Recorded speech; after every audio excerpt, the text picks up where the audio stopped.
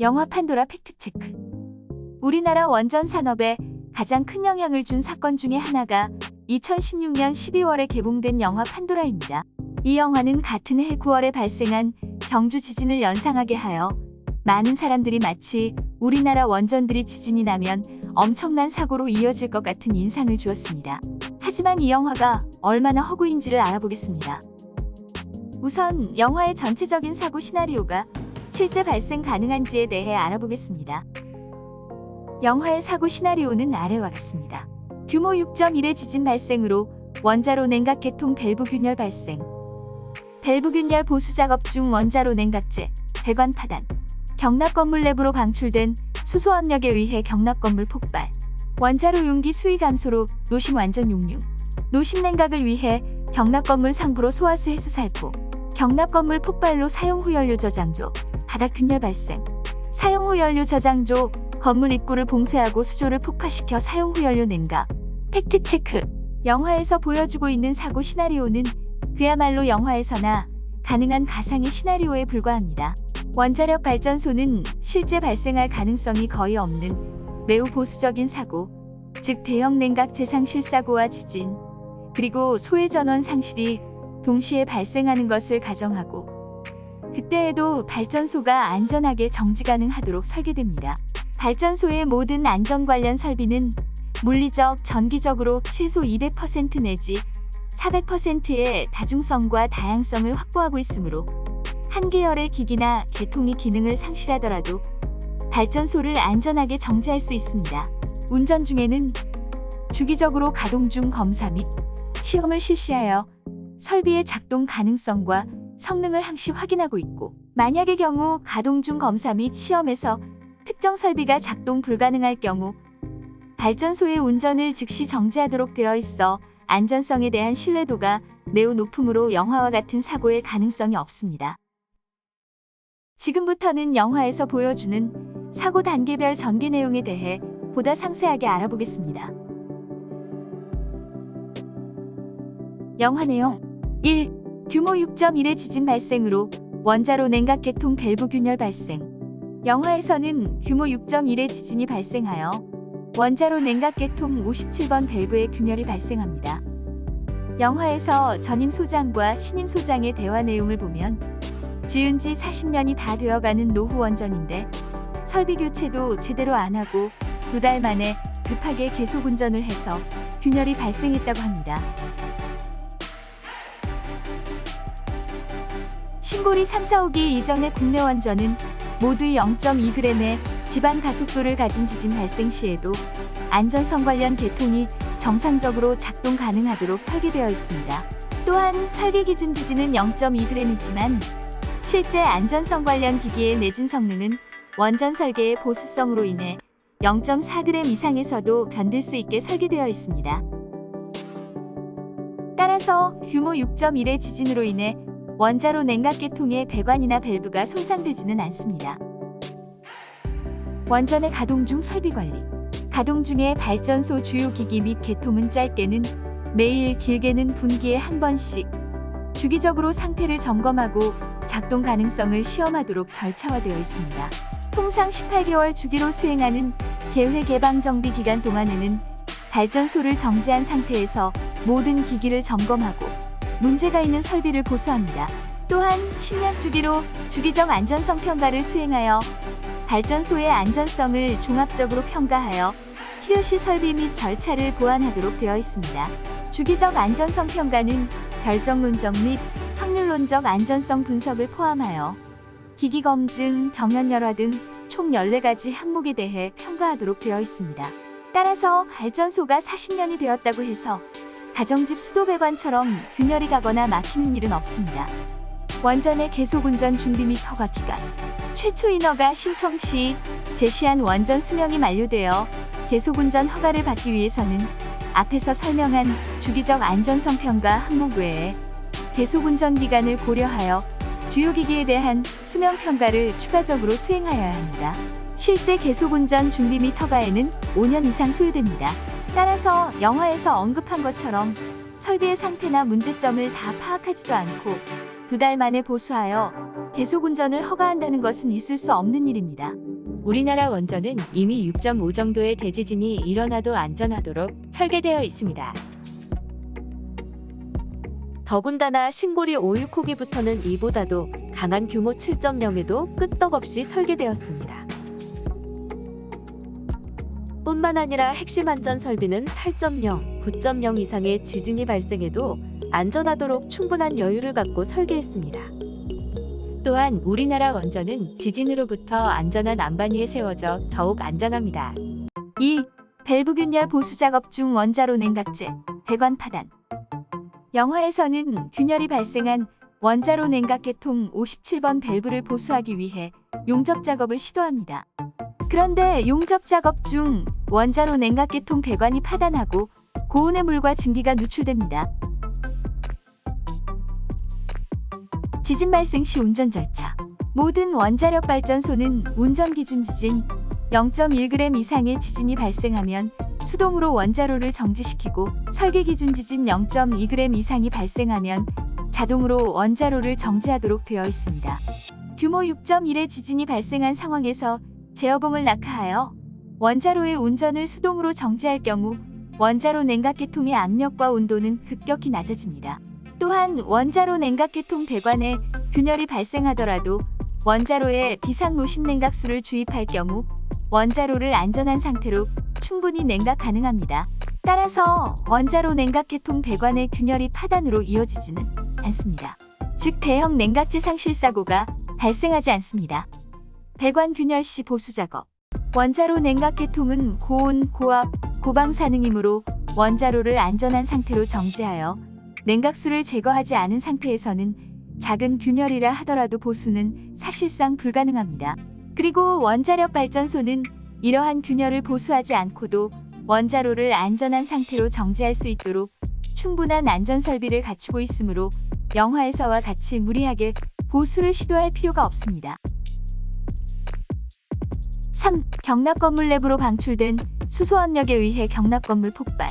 영화에서는 냉각제 상실로 인해 연료봉 온도가 상승하고 연료봉이 공기 중에 노출되어 수소가 발생합니다. 수소로 인해 경납건물 압력이 상승하자 경납건물의 압력을 감소시키기 위해 경납건물 압력 방출 밸브를 열려고 시도합니다.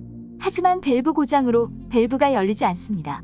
결국 경납건물은 압력이 약 580kPa에 도달하자 폭발해버립니다. 냉각제 상실 사고 시 대응 설비. 냉각제 상실 사고 발생 시 원자로는 자동으로 정지하고 비상노심 냉각계통이 작동하여 원자로 내부로 냉각수를 공급하도록 설계되어 있습니다. 또한 경납건물의 압력을 설계 기준 압력 이하로 제어하기 위해 경납건물 살수계통이 자동으로 작동합니다. 이 외에도 경납건물 외부에서 소방차를 이용하여 경납건물 내부로 비상살수를 공급할 수 있는 설비가 있습니다. 경납건물의 극한 내연 능력. 만약 비상노심냉각계통이나 경납건물 살수계통이 모두 작동하지 않을 경우 경납건물 압력은 설계 기준 압력을 초과하여 상승합니다. 경납건물의 설계 기준 압력은 대략 54 psig에서 60 psig 정도인데 실제 경납건물이 파손되는 극한 내연 능력은 약 155 psig에서 216 psig에 달합니다. 따라서 영화에서처럼 약 580kPa의 압력에서 경납건물이 폭발하는 일은 일어나지 않습니다. 그리고 경납건물에는 여러 개의 배관 및 전기 관통부들이 있는데 경납건물의 압력이 상승할 경우 영화에서처럼 콘크리트 돔이 폭발하기보다는 관통부가 먼저 파손되거나 경납건물에 균열이 발생하게 됩니다. 경납건물 관통부는 모두 보조건물로 연결되므로 파손되어도 방사성 물질이 대기로 바로 방출되지 않고 보조건물 공기정화기를 거쳐서 외부로 방출 가능합니다. 그리고 경납건물의 압력이 극한 내연 능력에 도달할 경우 경납건물의 파손을 방지하기 위해 경납건물 여과 배기계통을 작동시켜 압력을 감소시켜줍니다. 경납건물의 수소 발생 및 제거 설비. 실질적인 경납건물의 폭발 가능성은 수소가스가 경납건물을 가압하는 것이 아니라 수소 농도가 10%를 초과할 경우 수소가 폭발하는 것입니다. 영화에서처럼 경납건물이 가압되는 것은 수소보다는 냉각재상 실사고로 인해 발생하는 고온의 증기 때문입니다. 수소가 폭발하는 경우를 대비하여 경납 건물 내에는 여러 개의 피동형 및 능동형 수소 제거 설비가 설치되어 있어 수소 농도가 폭발할 수 있는 수준에 도달하지 않습니다. 4. 원자로 용기 수위 감소로 노심 완전 용융. 영화에서는 원자로 용기 내부 수위가 감소하여 해결료가 완전 용융 상태에 도달합니다. 앞에서 설명한 바와 같이 대형 냉각 재상 실사고 시 비상 노심 냉각 계통과 경납 건물 살수 계통이 자동으로 작동하게 되면 노심 완전 용융은 일어나지 않습니다. 월성 원전을 제외한 우리나라 원전은 모두 가압경수로형 원전입니다. 전 세계적으로 가압경수로형 원전에서 노심 손상 사고는 미국의 TMI2 원전이 유일하며 노심 완전 용융이 아닌 부분적인 손상에 불과하였습니다. 5. 노심 냉각을 위해 경납 건물 상부로 소화수 해수 살포. 영화에서는 폭발한 경납 건물 상부로 소방차와 헬기를 이용하여 소화수와 해수를 살포합니다. 앞에서 설명한 바와 같이 대형 냉각 재상 실사고 시 비상 노심 냉각 계통과 경납 건물 살수 계통이 자동으로 작동하게 되면 노심 완전 용융은 일어나지 않으며 경납 건물 폭발도 일어나지 않습니다. 경납 건물이 폭발하여 상부돔이 파손된 경우를 가정하더라도 소방차와 헬기를 이용하여 경납 건물 상부로 물을 살포하는 것보다는 경납 건물 외부에 연결된 원자로 냉각제 보충수 주입구나 비상살수 주입구, 소방수 주입구 등을 통해 물을 주입하는 것이 훨씬 더 효과적입니다. 6. 경납 건물 폭발로 사용 후 연료 저장조 바닥 균열 발생. 영화에서는 경납 건물 폭발로 사용 후 연료 저장조 바닥에 균열이 발생하여 수조 아래층으로 냉각수가 흘러내리고 이를 보수하기 위한 작업이 진행됩니다. 경납 건물과 해결료 건물의 구조적 특성. 영화에서 경납 건물은 냉각 재상 실사고로 인해 수소가 발생하여 경납 건물이 가압되어 돔이 파열됩니다. 그런데 경납 건물과 사용 후 연료 저장조가 위치해 있는 해결료 건물은 인접해 있으나 별개의 독립적인 건물입니다. 건물뿐만 아니라 건물의 기초도 서로 독립적인 구조를 가지고 있습니다. 따라서 지진이나 다른 자연재해와 같이 외부적인 충격이나 물리적인 힘이 발전소 전체에 작용하지 않고 영화에서처럼 단순히 경납 건물 자체만 가압되어 상부돔이 파열될 경우 인접한 건물에는 심각한 영향을 미치지 않습니다. 7. 사용 후 연료 저장조, 건물 입구를 봉쇄하고 수조를 폭파시켜 사용 후 연료 냉각. 영화에서는 경납 건물 폭발로 사용 후 연료 저장조, 바닥에 균열이 발생하여 수조 아래층으로 냉각수가 흘러내리고 이를 보수하기 위한 작업이 진행됩니다. 보수 도중에 균열이 점점 커져서 보수를 포기하고 대신 사용 후 연료 저장조가 위치해 있는 건물의 입구를 봉쇄하고 사용 후 연료 저장조, 바닥을 폭파시켜서 사용 후 연료를 냉각하기로 합니다. 이 부분은 가장 비현실적인 허구이며 단순히 영화를 위한 상상에 불과합니다. 사용 후 연료 저장조 바닥을 폭파하면 건물 전체의 건전성이 영향을 받을 수 있으며 사용 후 연료가 파손되어 방사성 물질이 훨씬 더 많이 방출되고 냉각도 어려워집니다. 차라리 건물 입구를 봉쇄할 거면 건물 외부에서 물을 주입하여 사용 후 연료 저장조 폭파 없이도 사용 후 연료 저장조의 수위를 유지할 수 있을 것입니다. 8. 원전 사고 시 재난 대응 체계. 영화에서는 청와대 참모진이 대통령에게 경납 건물 압력이 상승하여 경납 건물 방출 밸브를 열어야 한다고 보고합니다. 대통령은 주민 대피를 먼저 해야 한다고 주장하고 국무총리는 반경 20에서 30km 이내에 인구가 밀집되어 대피 시 엄청난 혼란을 초래할 수 있기 때문에 주민 대피에 반대합니다. 이에 대통령이 이러한 상황을 대비한 대피 계획이 있지 않느냐고 질문하자 참모진은 현실적으로 계획 수립 자체가 불가능하여 그런 계획은 없다고 답변합니다.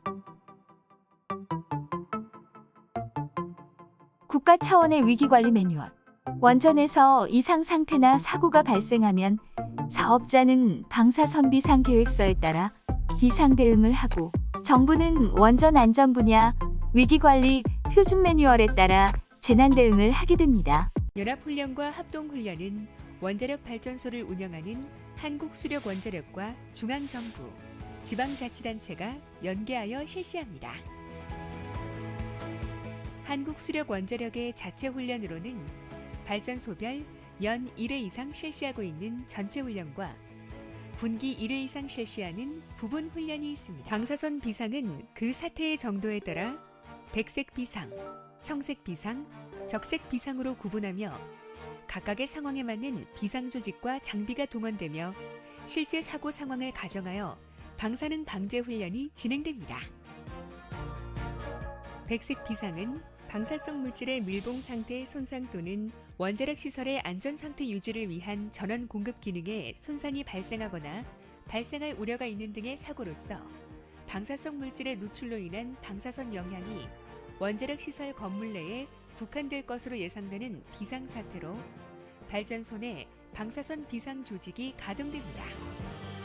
그리고 청색 비상은 백색 비상 등에서 안전한 상태로의 복구 기능의 저하로 원자력 시설의 주요 안전 기능에 손상이 발생하거나 발생할 우려가 있는 등의 사고로서 방사성 물질의 누출로 인한 방사선 영향이 원자력 시설 부지 내에 국한될 것으로 예상되는 비상사태입니다. 이때는 중앙정부, 관할 지방자치단체, 한국수력원자력 등 국가 차원의 모든 비상조직이 가동됩니다. 청색 비상 시에는 원전 반경 5km 이내에 유아, 노인, 장애인 등 재해 약자부터 우선적으로 구호소 등으로 대피를 실시합니다. 또한 적색 비상은 노심의 손상 또는 용융 등으로 원자력 시설의 최후 방벽에 손상이 발생하거나 발생할 우려가 있는 사고로서 방사성 물질의 누출로 인한 방사선 영향이 원자력 시설 부지 밖으로 미칠 것으로 예상되는 비상사태를 말하며 이 경우 사고 시 선량 평가에 따라 주민 보호 조치가 이루어집니다. 적색 비상 시에는 방사성 물질이 발전소 부지 외부로 누출될 우려가 있으므로 원자력 발전소 반경 5km 이내에 설치되어 있는 비상 경보 방송을 활용하여 주민 보호 조치 안내를 실시하고 있으며 나머지 원전 반경 30km 이내의 방사선 비상 계획 구역 내의 주민들에게는 관할 지방자치단체가 주관하여 민방위 경보 방송을 하고 휴대전화 재난문자, TV, 라디오, 인터넷 등으로 재난 상황 및 주민 대피 방법을 상세히 알려주게 됩니다. 적색 비상 이후 발전소가 안정화되면 방사선 비상을 해제하고 방사능 방제 훈련을 종료하게 됩니다. 따라서 주민 대피 및 재난 대응에 대한 계획이 없다는 것은 사실이 아닙니다. 8. 방사능 구름. 영화에서는 주민들이 발전소로부터 대피하는 도중에 원전에서 방사능이 황사처럼 퍼지면서 몰려오자 사람들이 이를 보고 도망가며 대혼란이 벌어집니다. 방사선은 무색무취이므로 영화에서처럼 연기나 구름을 방사능으로 형상화하여 사람들이 방사선을 인지할 수는 없습니다. 방사선의 확산은 원전 주변에 설치된 방사선 측정기와 사고 당시의 풍향, 풍속 등을 감시하여야 확인 가능합니다. 따라서 방사능 구름은 허구입니다.